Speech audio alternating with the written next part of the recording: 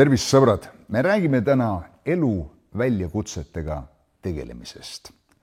Kõik teame seda, et elu ei ole üksnes meelakkumine. Seda ütleb ka apostel Paulus, kui ta kirjutab esimese Thessaloniklastele 3. peatükist. Salm 3 ütleb see niimoodi, et ükski ennast ei laseks vintsutada neis viletsusis, sest te isegi teate, et meid on neisse pandud. Nüüd elu on põnev teekond koos Jumalaga.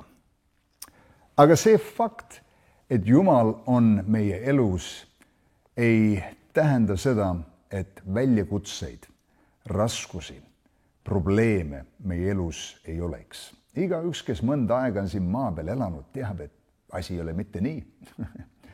Me peame tegelema igasugu väljakutsetega ja probleemidega oma elus, kas pole nii. On need meie iseloomu probleemid, on need meie hingekitsikused, meie emotsioonid, meie füüsilised väljakutsed, meie haiguse rünnakud või siis väljaspool sotsiaalsed probleemid, sõpradega, perekondlikud probleemid, lastekasvatuse probleemid või siis laiemalt majanduses või poliitilised või julgeolekuprobleemid või rahvusvahelised probleemid või kliimaprobleemid. Kogu aeg on meie ümber väljakutsed, mis tõstavad oma pead, probleemid, millega me peame tegelema ja siis lisaks kõigele muule teatud kitsikused tabavad meid.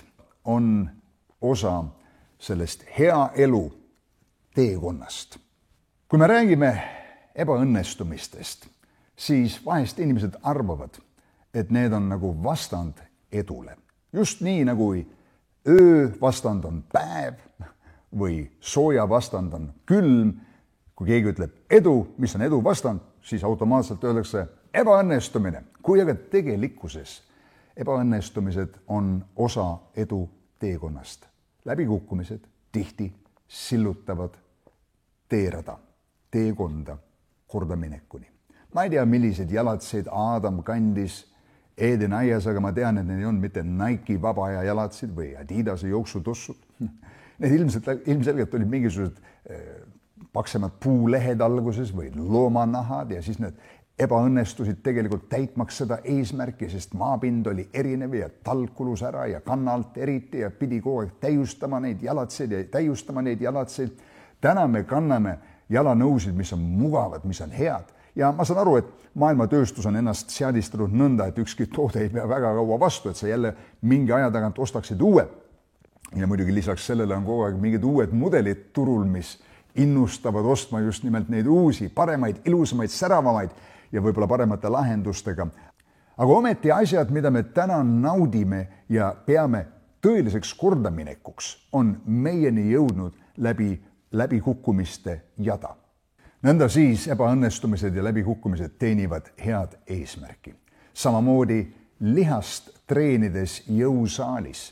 Me tekitame mikrovigastusi, lihaskiudu.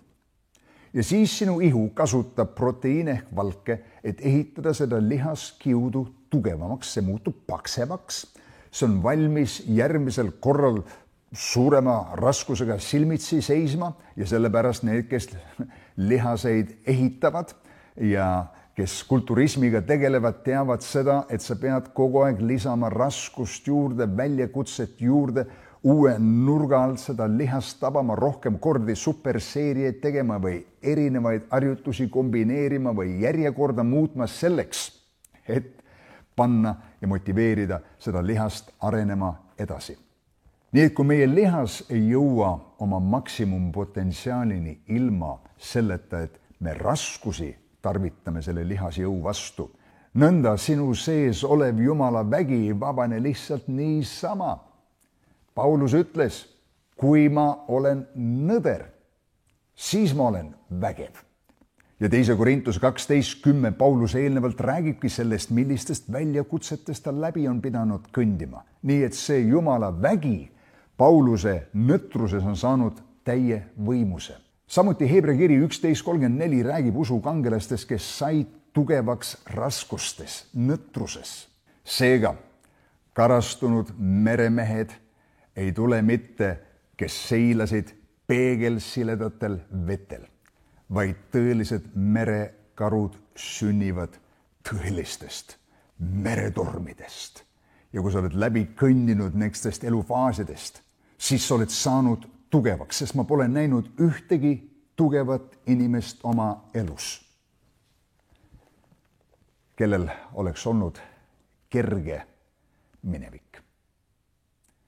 Ja ma ei räägi siin, raskuseid on igalühel ja mõni samastub sellega, muutub kibedaks, laseb sellel raskusel kujundada oma minapilti ja süüdistab maailma, süüdistab Jumalat, süüdistab kõiki teisi. Teised kasvavad nende raskuste najal tugevaks ja see on see grupp inimesi, kellele ma siin viitan. Ja ma arvan, et see on, mida Paulus silmas pidas, kui ta ütles, et ärge laske endid vintsutada nendes viletsustes. Teate, teid on sellesse pandud, aga ära lase sellel dikteerida iseendale ja muuta sinu hoiakud, muuta sinu usaldust Jumala suhtes, muuta seda, mida sa usud.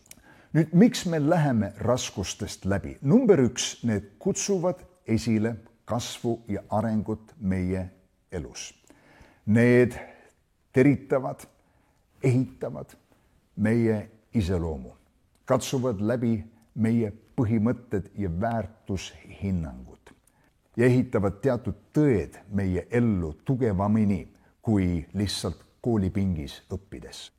Nagu öeldud, lihas mikrokiud peavad saama rebestatud selleks, et see lihas kasvaks. Luutihedus sõltub raskusjõust ja sellepärast ka kosmonaudid isegi kaaluta olekus peavad tegema trenni selleks, et nende luutihedus ei kaoks vähemaks seal kosmoses. Ja tihti sa avastad seda, et kui sa kõnnid läbi kriisist, et sellel väljakutsel on võime tuua sinust esile asju, mõtteid, ideid, lahendusi, mida sa ei teadnud, et sa oskad isegi välja mõelda.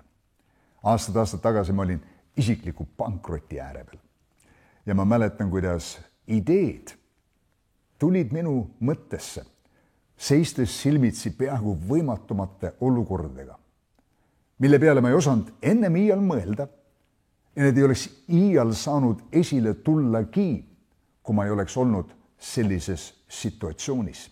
See raskus põhjustas ühte head kasvamist minu elus. Samuti minu magistri lõputöö. Ma olen sellega vaeva näinud. Samal ajal, kui ma olen töötanud selle lõputa töö kallal, on see magistri lõputöö töötanud minu kallal. Ja see ongi see eesmärk. See töö paneb sind sirutuma vastuste järgi ja lahenduste järgi ja kogu see protsess ehitab sind, kasvatab sind ja toob sind ühele uuele küpsusele. Muuseas, eludraamad ja kriisid panevad meid sirutuma Jumala poole.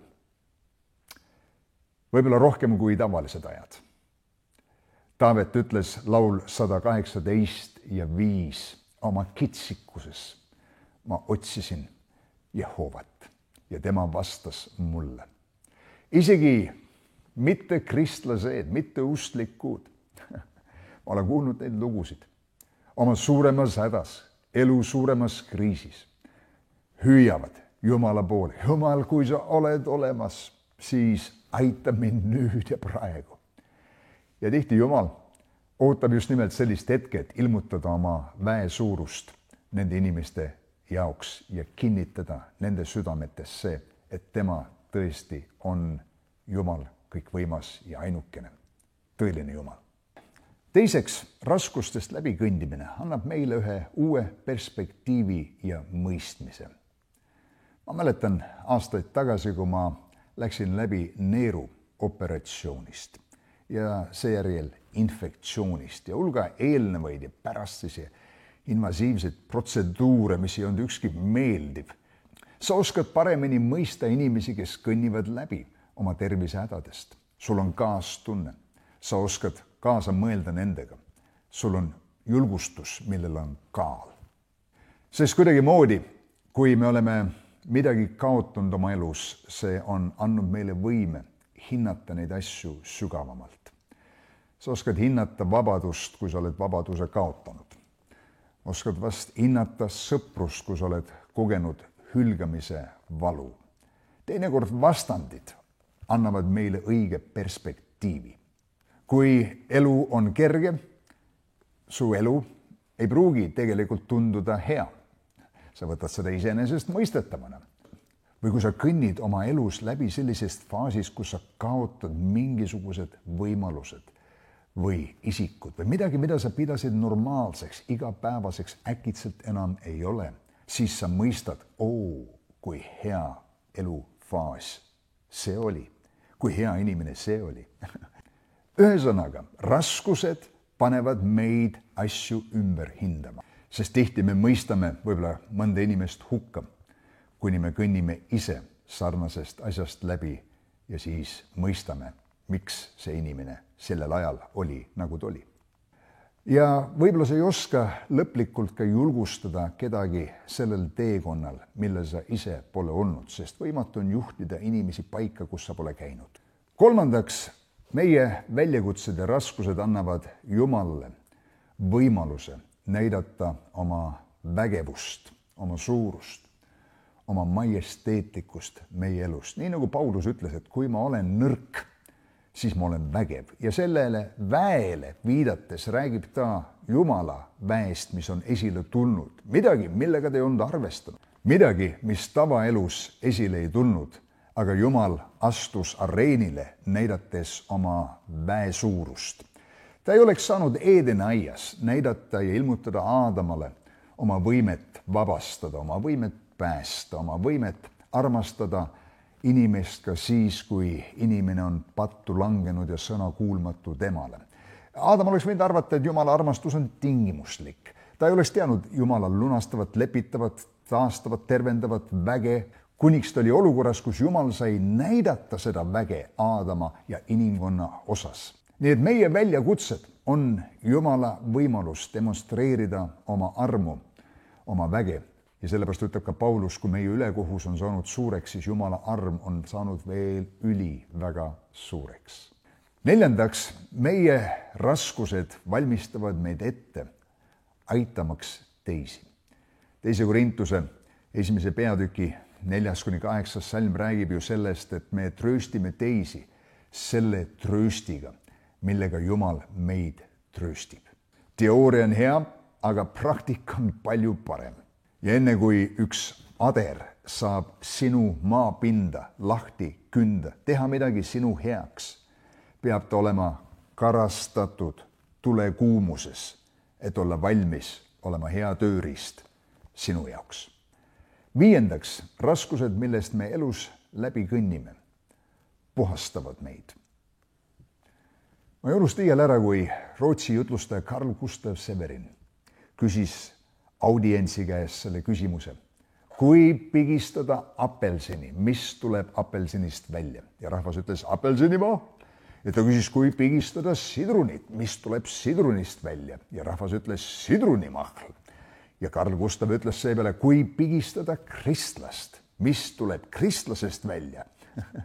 Nüüd peaks ja võiks tulla välja usk Jumala vastu, usaldus tema sõna suhtes, armastus, kiitus, ülistus, kõik head omadused võiksid välja tulla, aga me teame, et tihti elus hoopis tuleb välja nurisemine ja kriitika ja hukkamõist ja süüdistus Jumala vastu ja teiste inimeste süüdistamine.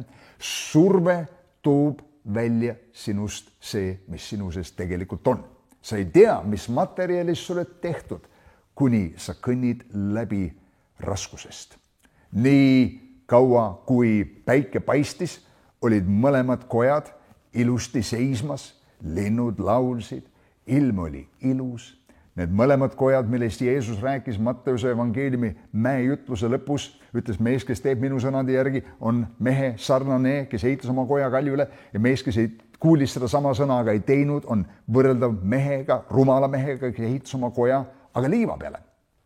Nõnda siis ilus ilmaga kõik tundus hea, aga kui tulid keerulised ajad, rasked päevad, siis tuli ilmsiks, mis materjalist kellegi hoone oli tehtud.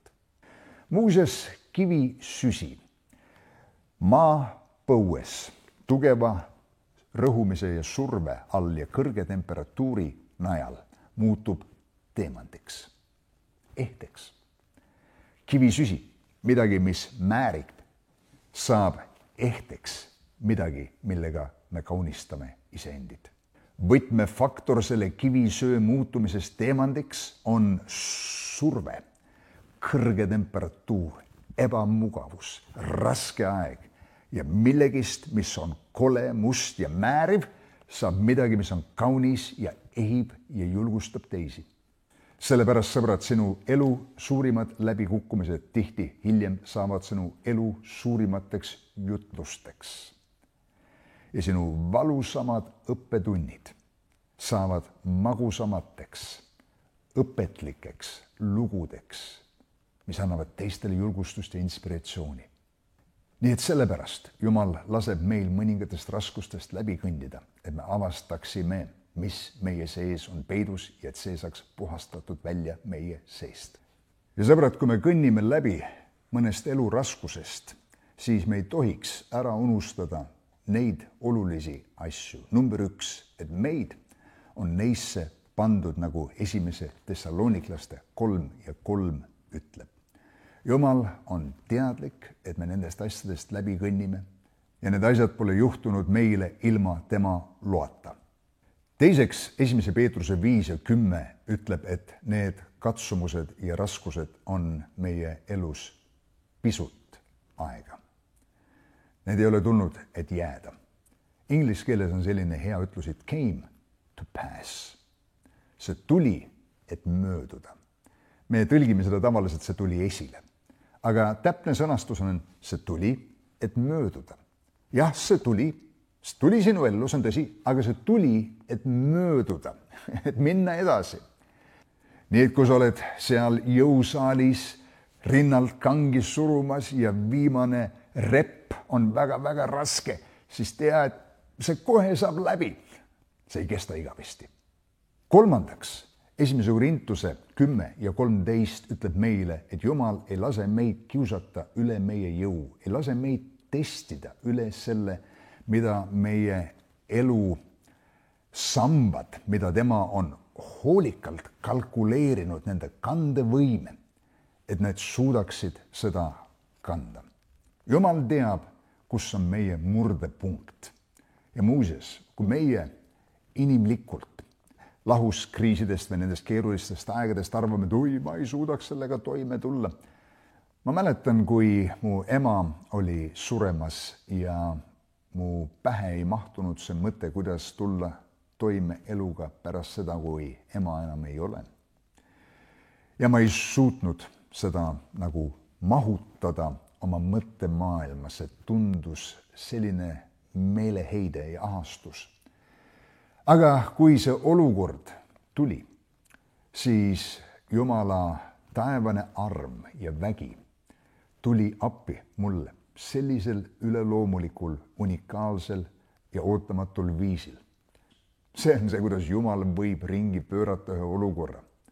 Ja ta ei lase sind rohkem pressida, rohkem survestada, kui sa suudad taluda, vaid ühes selle surve ja pressiga valmistab väljapääsu. See väljapääs tihti on meie isiklik areng ja kasv, et me kasvame üle ja välja sellest väljakutsest.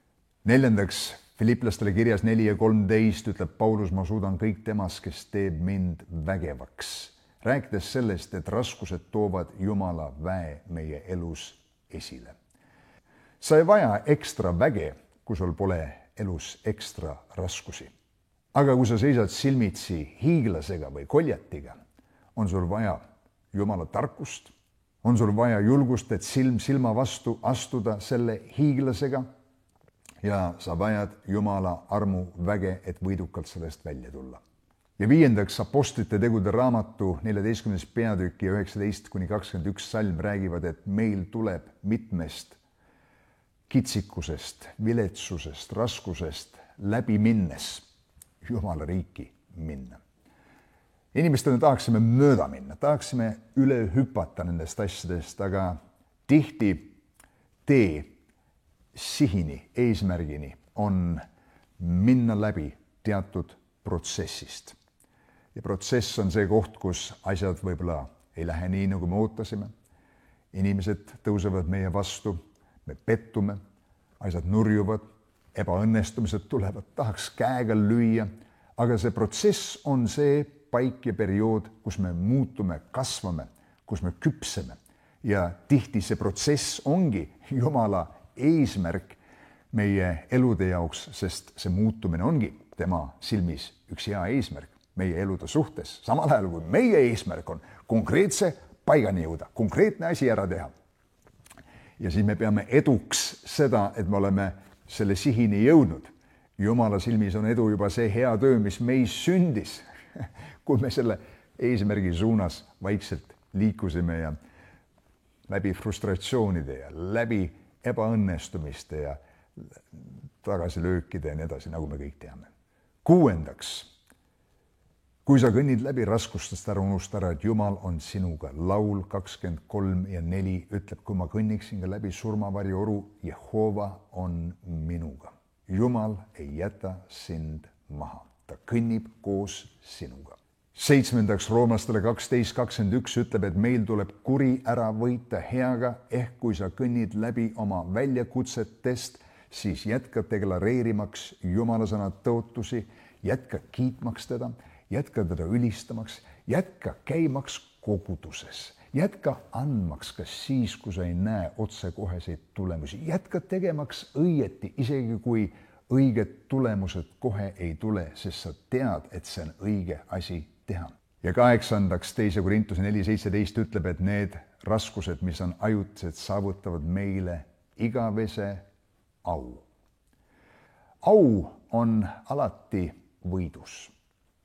Võit toob au. Kindralitel ei ole mitte aumedalid rinnas sellepärast, et nad läbisid sõjakooli, aga sellepärast, et nad läbisid lahingud, võitsid ära kriisiolukorrad, käitusid ennast salgavalt, tegid midagi, mis oli kangelaslik. Ja tihti elus on asju, mis on tähtsamad kui elu ise. Ja see ongi, mis kangelaslikkus on, tegutseda mingil ajahetkel vajadusel, mis on tähtsam kui elu ise. Näiteks Jumala au tihti on olulisem kui elu ise või selle rahva saatus ja maa tulevik saab sõdurite jaoks tähtsamaks kui nende endi elu ja sellepärast on võidus nõnda suur au, aga kõik võidud tulevad suurtest võitlustest. Ja sõbrad, kui me kõnnime läbi mõningatest elu väljakutsetest, nii nagu Paulus ütleb meile siin 1. Thessalonikaste 3:3, siis ärgem unustagem ära tõde, et Jumal töötab lõppeks kõik heaks. Kõik asjad meie elus, kõik elufaasid, kõik olukorrad. Kui sina ja mina armastame Jumalat, Jumal pöörab ringi kõik heaks ja lõpetab kõik hästi. Ja kui kõik ei ole praegu hästi, siis järelikult see ei ole veel lõpp, sest lõppeks kõik on hästi. Nii et Jumal on ustav, usalda tema sõna, jätka tegemaks õigeid asju, jätka külvamaks häid seemneid, usalda Jumalat ja Jumal on see, kes pöörab ringi meie leinamise tantsuks, kes pöörab ringi meie rasked ajad, keerulised perioodid, probleemsed ajad, kriitilised ajad, hingamise aegadeks, aulisteks momentideks, võiduaegadeks. Väljakutsed panevad meid kasvama. Võitlemistest tulevad suured võidud. Ja Jumal on see, kes nende kõige keskel ilmutab oma suurt au ja majesteetlikkust. Sõbrad, olge vahvad, olge õnnistatud. Näeme jälle.